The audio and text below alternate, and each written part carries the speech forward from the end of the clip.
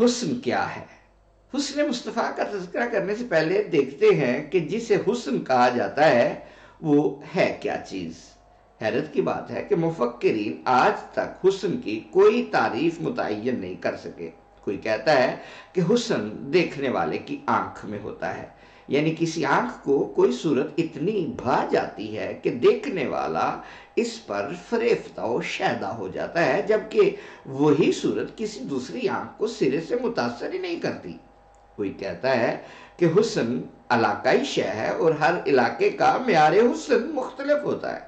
افریقہ کے علاقے میں زیادہ سے زیادہ کالا ہونا حسن ہے، جبکہ باقی علاقوں میں سیاہ رنگ بدصورتی میں شمار کیا جاتا ہے۔ کوئی کہتا ہے کہ حسن کا رنگ سے کوئی تعلق ہی نہیں ہے، بلکہ اعضاء کی موزونیت اور تناسب کا نام حسن ہے، اور جس طرح وائٹ بیوٹی ہوتی ہے اسی طرح بلیک بیوٹی بھی ہوتی ہے۔ غرضے کے جتنے منہ اتنی باتیں، لیکن یہ اختلاف رائے عام انسانوں کے حسن کے بارے میں تو ہو سکتا ہے۔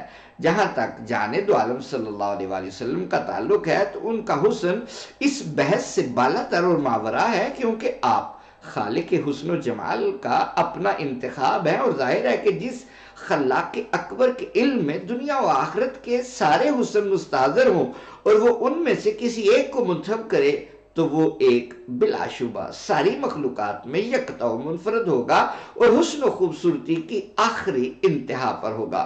اس کا کوئی ثانی ہوگا نہ شریک، اس کی کوئی مثال ہوگی نہ نظیر، اور وہ وہی بے مثال و ممتنظ نظیر ہستی اس یکتا اعزاز کی مستحق ہوگی کہ وحدہ لا شریک رب کی محبوب قرار پائے اور بصد شان دل ربائی اعلان فرمائے کہ الا وانا حبیب اللہ، آگاہ ہو کہ میں اللہ کا محبوب ہوں۔ علامہ بصیری قصیدہ بردہ میں اس حقیقت کو یوں بیان فرماتے ہیں: منزہ عن شریک فی محاسنہ، منزہ عن شریک فی محاسنہ، فجوہر الحسن فیہ غیر منقسم، مولا یا صلی وسلم دائما ابدا علی حبیبک خیر الخلق کلہم، فہو الذی تم معناہ وصورتہ، فہو الذی تم معناہ وصورتہ، ثم اصطفاہ حبیبا بریء النسم، ثم اصطفاہ حبیبا بریء النسم، یعنی رسول اللہ صلی اللہ علیہ وسلم اپنے حسن میں شریک سے پاک ہیں، اور آپ کا حسن وہ جوہر فرد ہے جو ناقابل تقسیم ہے۔ آپ ہی وہ ہستی ہیں جو مانوی لحاظ سے بھی اور صوری لحاظ سے بھی تام اور مکمل ہیں، جبھی تو انسانوں کے خالق نے آپ کو اپنا محبوب منتخب کیا ہے۔ علامہ زرقانی نے پہلے مصرے کی شرح کرتے ہوئے لکھا ہے: ای لا شریک لہ فی حسنہ، یعنی تمام مخلوقات میں حسن کے اعتبار سے آپ لا شریک ہیں۔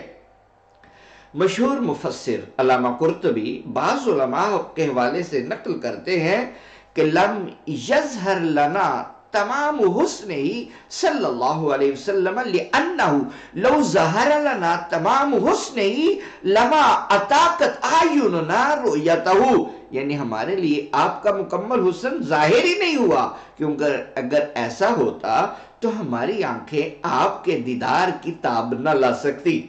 واقعی جو ذات والا صفات مظہر تجلیات الہیہ ہو اور بقول عارف گولڑوی جس صورت سے بے صورت ظاہر ہوا ہو اس کی حقیقی تجلی کون برداشت کر سکتا ہے اور کس کا یارہ ہے کہ اس کے دیدار کی تاب لا سکے؟ تاہم جس قدر آپ کا حسن دنیا پر ظاہر ہوا اس کو بھی دیکھ کر ایک عالم محو حیرت رہ گیا، اور آپ کے دیدار سے شادکام ہونے والا ایک عاشق بے ساختہ پکار اٹھا، وَأَحْسَنُ مِنْكَ لَمْ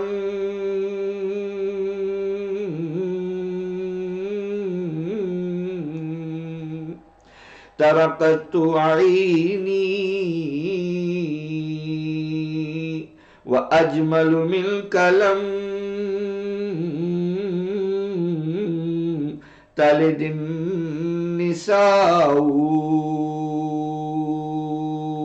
آپ سے زیادہ حسین میری آنکھ نے کبھی نہیں دیکھا، بلکہ آپ سے زیادہ حسین کسی ماں نے جنا ہی نہیں ہے۔ اس تخیل میں حسان الہند نے مزید رنگ بھرا اور یوں گویا ہوئے، لم یاتی نذیرک فی نظر، لم یاتی نذیرک فی نظر، مثل تو نشد پیدا جانا۔ آپ کی نظیر کسی آنکھ نے دیکھی ہی نہیں، کیونکہ آپ کی مثال پیدا ہی نہیں ہوئی۔ ان قریب ہم آپ کو محبوب رب العالمین کے جمال دل نشین کی چند دل افروز جھلکیوں کا نظارہ کرائیں گے، لیکن پہلے ایک اہم نکتہ ذہن نشین کر لیجئے۔ حسن کے دو پہلو ہیں، صباحت اور ملاحت۔ صباحت صبح سے مشتق ہے، صبح جس طرح صبح ہوتی ہے، یعنی صبح کی طرح روشن و تابناک ہونا، اور ملاحت ملحن نمک سے ماخوذ ہے، یعنی نمک جیسا نمکین اور سلونا ہونا، اس کو ملاحت کہتے ہیں۔ حضرت یوسف علیہ السلام کا حسن حسن صبیح تھا، اور روشنی اور تابانی میں اپنی مثال آپ تھا، مگر اس میں جاذبیت اور دلکشی نسبتاً کم تھی، اس لیے ان کے حسن سے غیر معمولی طور پر متاثر صرف خواتین ہوئی، کسی مرد پر اتنا شدید اثر نہیں ہوا، جبکہ جانے دو عالم کا حسن حسن ملی تھا، اور اس کے جذب و کشش کا یہ عالم تھا کہ کیا مرد، کیا عورتیں، کیا جوان، کیا بوڑھے، کیا بچے، کیا بچیاں، کیا حبشی، کیا رومی، کیا عربی، کیا عجمی، غرضے کہ ہر صنف آپ کے حسن سے مسحور نظر آتی ہے، اور ہر نوع آپ کے عشق میں مخمور دکھائی دیتی ہے۔ اعلیٰ حضرت نے سچ کہا ہے، حسن کھاتا ہے جس کے نمک کی قسم، حسن کھاتا ہے جس کے نمک کی قسم، وہ ملی ہے دل آرا ہمارا نبی، وہ ملی ہے دل آرا ہمارا نبی۔ اسی حقیقت کو جانے دو عالم صلی اللہ علیہ وسلم نے یوں واضح فرمایا، اخی یوسف اسبح وانا املح، میرے بھائی یوسف سبیح زیادہ ہیں اور میں ملیح زیادہ ہوں۔ یعنی یہ نہیں کہ یوسف صرف سبیح تھے اور ملاحت نام کو نہ تھی، اسی طرح میں بھی ملی محض نہیں کہ صباحت بالکل ہی نہ پائی جائے، بلکہ ہم دونوں سبیح بھی ہیں اور ملی بھی، البتہ میرے بھائی یوسف کی صباحت نمایاں تھی اور میری ملاحت زیادہ ہے۔ اس فرمان نبوی کی ترجمانی کا حق ادا کر دیا اعلیٰ حضرت فاضل بریلوی نے جب ان کی زبان پر یہ بلاغت پارا رواں ہوا، حسن یوسف پہ کٹی مصر میں انگشت زنا، حسن یوسف پہ کٹی مصر میں انگشت زنا، سر کٹاتے ہیں تیرے نام پہ مردان عرب، سر کٹاتے ہیں تیرے نام پہ مردان عرب۔ اس شعر میں صنعت تضاد، یہ تھوڑی سی اب شاعری کی بھی بات ہو جائے، اس شعر میں صنعت تضاد نے جو غیر معمولی حسن اور بانکپن پیدا کر رکھا ہے، اسے سمجھنے کے لیے جناب غلام مصطفیٰ مجددی کی تشریح آپ کو سناتا ہوں، آپ لطف اٹھائیے۔ یہ صنعت تضاد کیا ہے؟ کسی شاعر کا اپنے کلام میں ایسے الفاظ لانا جو آپس میں ایک دوسرے کی ضد ہو، صنعت تضاد کہلاتا ہے۔ مثلا زمین، اس کے مقابل میں آسمان، آگ اس کے مقابل میں پانی، صبح کے مقابل میں شام، دن کے مقابل میں رات۔ اب ذرا شعر پر غور کیجئے تو آپ کو صنعت تضاد کی مزید سمجھ میں آ جائے گی۔ وہ اٹھے درد اٹھا حشر اٹھا مگر دل ہے کہ بیٹھا جا رہا ہے۔ وہ اٹھے، غور کیجئے ذرا شعر، تھوڑا سا ذوق شعری کے اعتبار سے، وہ اٹھے درد اٹھا حشر اٹھا مگر دل ہے کہ بیٹھا جا رہا ہے۔ اس شعر میں اٹھا اور بیٹھا کے الفاظ یہ تضاد کی مثال ہیں۔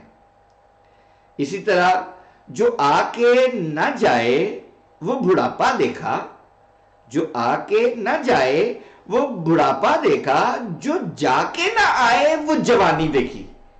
اس شعر میں صنعت تضاد کی 3 وجوہات ہیں۔ صنعت تضاد کو اچھی طرح ذہن نشین کر لینے کے بعد اب آئیے، اب اعلیٰ حضرت بریلوی کے اس شعر پر بحث کرتے ہیں۔ الحمدللہ یہ جو شعر و سخن ہے، اس کو کبھی آپ غالب میں دیکھیں گے، کبھی میر میں دیکھیں گے، کبھی ذوق میں دیکھیں گے، کبھی درد میں دیکھیں گے، کبھی آتش میں، کبھی داغ میں، کبھی جگر میں، کبھی سماب میں، کبھی حسن میں، کبھی حسن میں، کبھی اختر میں، کبھی جوش میں، کبھی ندیم میں، کبھی ناصر میں، کبھی ساغر میں۔ یہ ساروں کا کلام پڑھیں، لیکن میں وثوق سے کہہ سکتا ہوں کہ کسی استاد نے بھی اپنے کسی شعر میں صنعت تضاد کی اتنی وجوہات پیش نہیں کی جتنی اعلیٰ حضرت بریلوی نے اپنے اس شعر میں کی ہیں۔ کیا کہتے ہیں؟ حسن یوسف پہ کٹی مصر میں انگشت زنا، سر کٹاتے ہیں تیرے نام پہ مردان عرب۔ اس عظیم شعر میں تضاد کی 5 وجوہات تو ظاہر ہیں اور ایک پوشیدہ، کل 6 وجوہات ہیں۔ آئیے اب ان وجوہات کا فردن فردن جائزہ لیتے ہیں۔ نمبر 1، ادھر حسن ہے ادھر نام، یعنی ادھر یوسف کو دیکھا تو بے خودی و وارفتگی ہوش پہ غالب ہوئی، ادھر حسن مصطفیٰ کا دیدار تو بہت ہی بڑی نعمت و سعادت ہے۔ آپ کا نام پاک بھی آ جائے تو شمع رسالت کے پروانے سر کٹانے کے لیے تیار ہو جاتے ہیں۔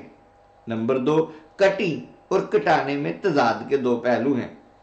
کٹی کا لفظ ظاہر کرتا ہے کہ عہد رفتہ میں بس ایک بار ایسا ہوا تھا کہ مصر کی عورتوں نے اپنی انگلیاں کاٹ لی تھی، پھر کبھی دوبارہ ایسا واقعہ رونما نہیں ہوا۔